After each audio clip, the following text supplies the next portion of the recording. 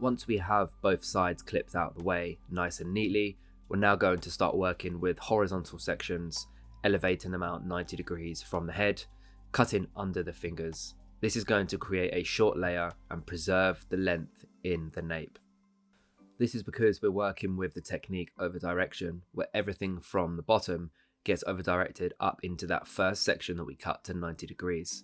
So what Matt's doing on this first section is analysing the length at the bottom of the nape, elevating it up to the 90 degree mark and seeing how much length will be taken off the bottom if he takes it to the current length that he's cutting to. You can see how combining very classic techniques with more creative approaches in the same haircut allow you to really achieve something that is very unique to each individual client. Matt's going to be standing to the side of the client, working on the outside of his fingers, allowing him to work on the outside of his fingers and cut up the square cutting line. This will give him maximum control in the tension, the elevation, and also being able to see the cutting line through his fingers whilst he's cutting. Matt's now taken section number 2 horizontally through the side of the head and going to be elevating the first area of this up 180 degrees to the first initial cutting line that he created. If you can't see the cutting line underneath this section, then your section is too thick and you need to think about taking a smaller section where you can see the guide underneath. Technically, the numbers of the sections would be 1 straight up elevated 180 degrees, section 2 into 1, 3 into 1, 4 into 1, and 5 into 1 until you run out of hair with the section above the ear. The first couple of sections might feel like you're taking quite a lot of length off, but remember, a lot of this length is the internal shape and density where you're really reducing that. He's now finishing off that personalization through the external shape with the razor, making sure that he's not only connecting it through into the back area, but also making sure there is some sort of balance to the opposite side as well.